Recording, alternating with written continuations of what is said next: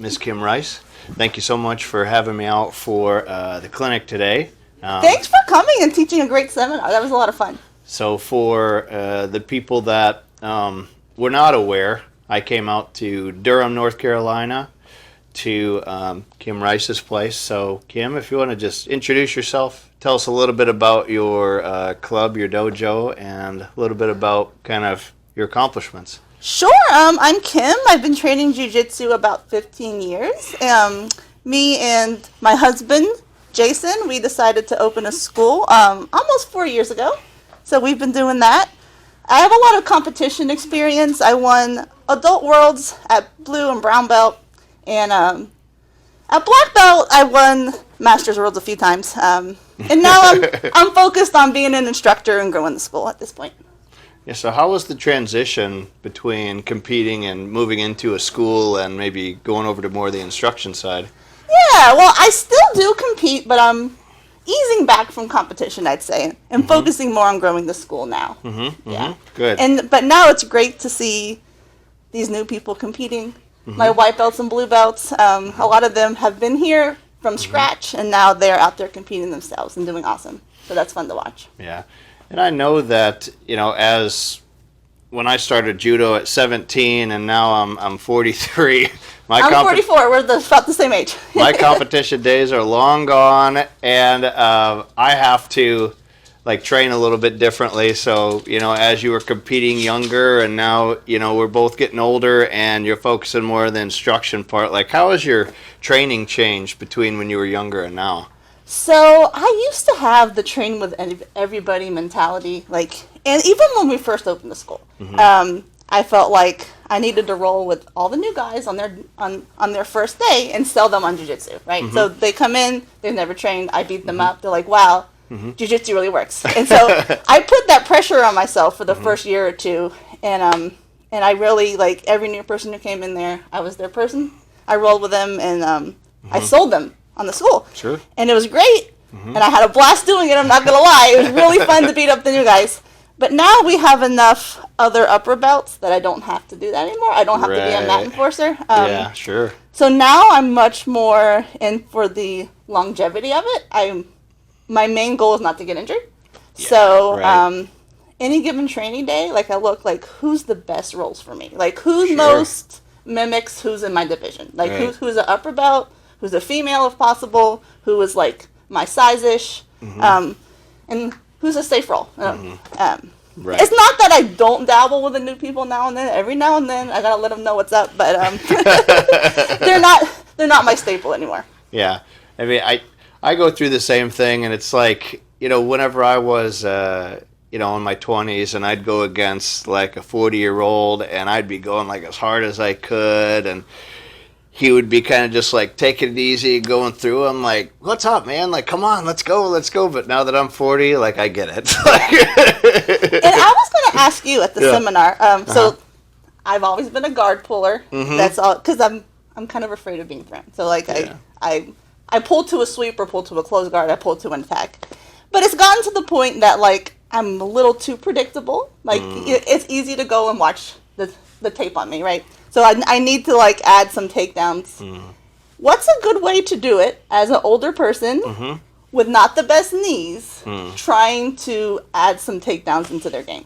I always like to do both Yoko Tomonagi, which if you know normal Tomonagi, which is kind of like the one you see in Hollywood where they put their foot in the stomach and launch you over this way. I actually do like that because if I don't get it, I can pull to a close guard. Yeah. So I do like that one. So Yoko is side. Okay. So instead of... I heard yoga Tomonagi. I'm like, no. what? Yoko is side. So instead of trying to take them over my head, I take them this way. Okay. So it's not as dynamic as far as you don't get both of their feet coming over their head and flying over you like a front roll.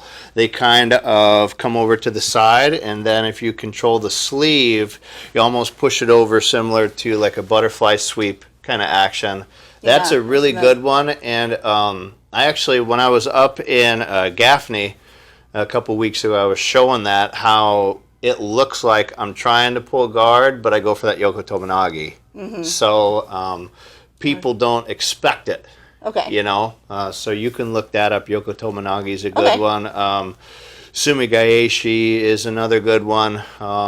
And then, you know, a couple of the things that we were doing today from that across the back grip, that seatbelt grip, like any of the takedowns that we learned today, or you could do valley drop is one that I really like as well, or you could do inside reap from that position as well. I mean, yeah, just figure out kind of works best for you. And, you know, like I've talked to people before, so Judo has 68 throws, I think, was the last time when I checked the official Kodokan, and probably 45 of them, you only get thrown from about this high. Okay. So it's a very small percentage of those high throws, like Seanagi, Uchimata, things like that. The ones that look really cool. Yeah, the ones that look cool, yeah, and you see the highlight reels of the best in the world that are doing it, so it looks spectacular, and it also looks like it's impossible to do. But the majority of judo is low entry, low risk. I call them low elevation I love throws. That. Yeah, but I would say Yoko Tomonagi, Sumigaeshi, and I could text you this stuff, sure.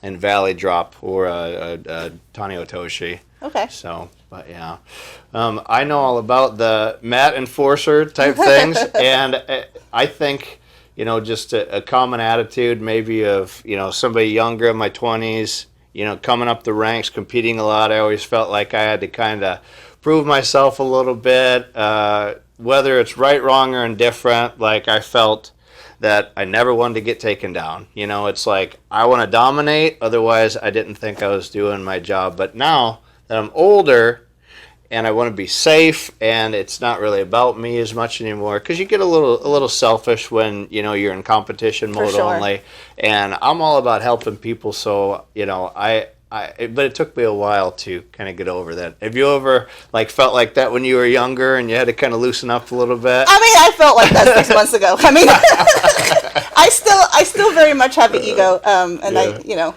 it's not that I don't want to get taken down. I don't want to tap. Sure. But I will tap to an arm lock, a joint lock, super fast. Yeah. But I can breathe through my ears. I'm not saying it's good to be put to sleep, but and I haven't done that in a long time. But like I'll breathe through my ears if I have to. So one thing that I think is awesome, and where I teach judo 4M. One of the owners is a female, and she teaches the kids class, and she's, you know, an owner of a gym, and you are a female owner of a gym. I think that that's awesome. I think that, you know, more females should get involved in martial arts.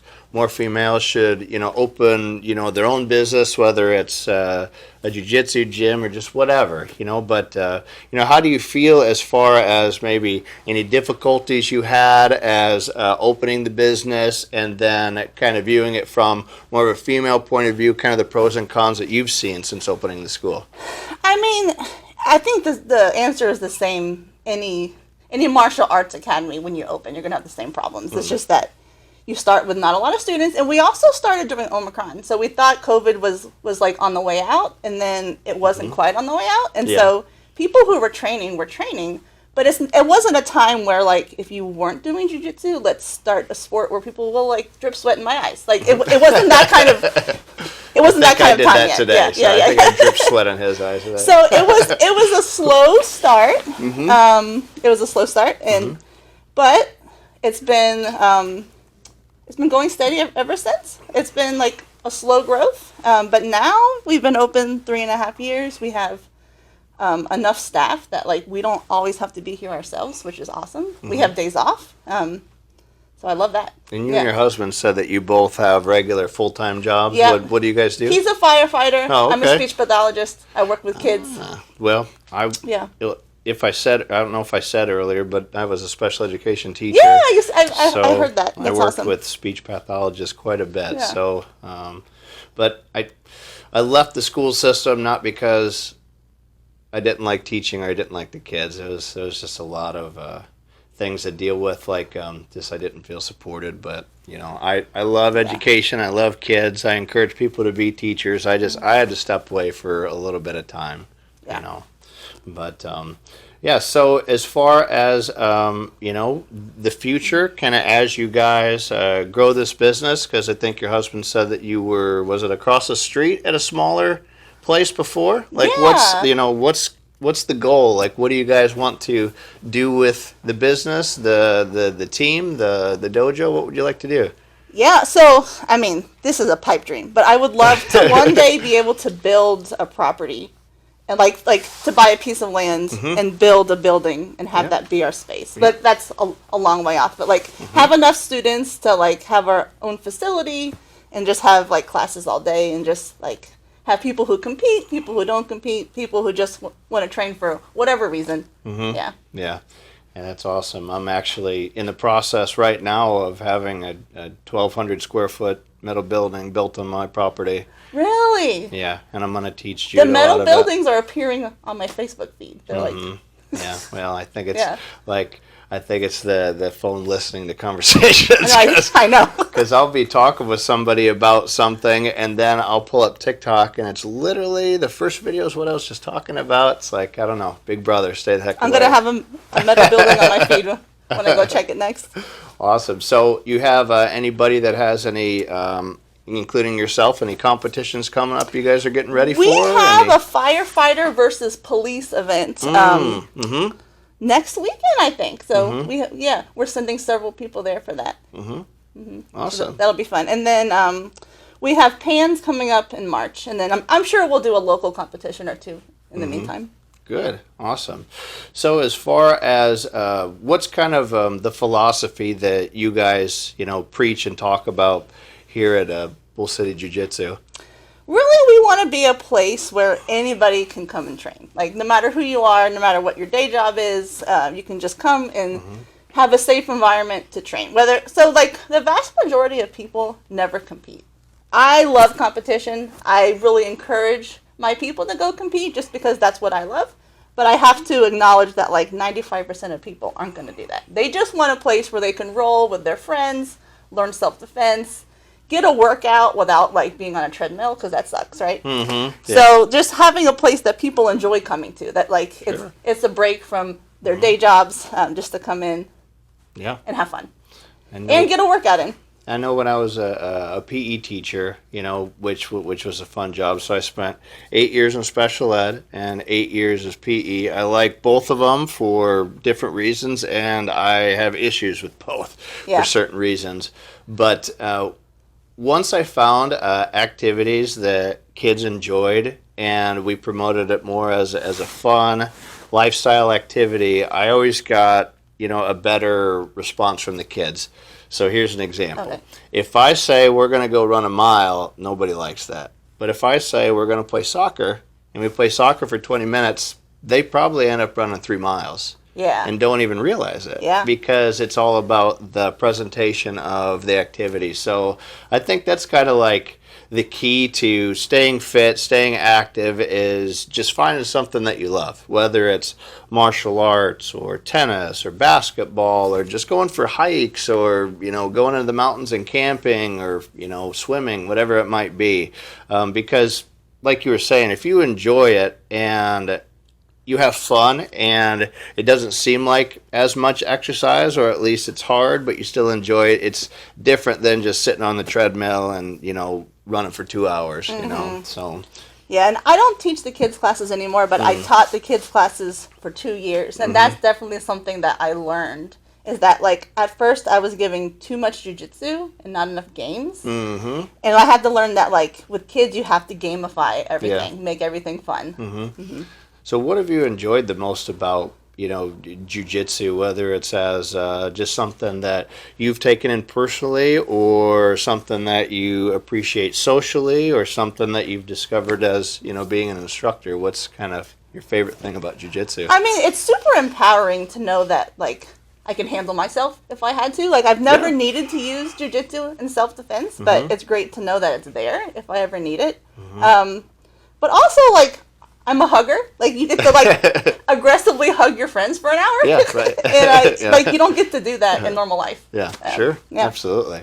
Yeah, so let's end with talking about, the seminar today, the clinic. But I know that you weren't here for the kids portion, but Jason was, so I'm sure he filled you in a little bit. But overall, what did you think? What were some things that you thought were practical and useful just overall from the clinic today? Yeah, I love the whole thing. I love that it started with how to fall properly, right? Because we had some new people in, and so you have to learn that part first. And I learned from like the grip fighting, because that's always the first part of it, right? Like sometimes people will teach a move, but you're already into it. But how do you get to that position? So that was really good too. And I really like that all the techniques were low risk in terms of you're not going to get hurt, but also in terms of like you're not going for this fancy movement that looks cool, but if it doesn't go well, they're on your back or something like that, right? It was all stuff that low risk from a tournament standpoint and from injury prevention. Awesome. Yeah. Okay. Well, Kim, I appreciate it. I know that I told you earlier, right before we started, that this is the Well Rounded Grappler, and previously, before, I was doing audio only, so you're the first video that I'm doing. I did comb my hair after the seminar because I knew we were going to be on video. So, but, I really hope that, me being able to make these trips to these different dojos and schools, that I want to kind of make it a little bit of an experience, because I mean, yes, I do make a little bit of money from coming, but if I could give exposure to your school and give something for your students to watch or listen to, to just help promote, and I want to continue to do this. So this is the first one, so I plan on doing a little bit of a montage for your school, maybe like a 4 or 5 minute, introduction video to your school with just like different pictures, and give that to you. And again, you could use it for however, and then, use this interview and part of the clinic. And, it's not about really like getting famous or anything, but, I like the fact that maybe somebody, if they're wondering, should I have Cole out? Should I not? I don't really know him. At least this will give them an idea about me. Oh, thank you so much. And, 2 thumbs up. And I really appreciate, like I've said over and over again, I feel very lucky and honored and fortunate to be able to do this, because I really love teaching martial arts, and doing stuff like this, it means a lot to me. So thank you. Yeah. Well, thanks for coming out. All right. And thanks for the interview. All right, everybody. Thank you so much. Bye. Have a great day.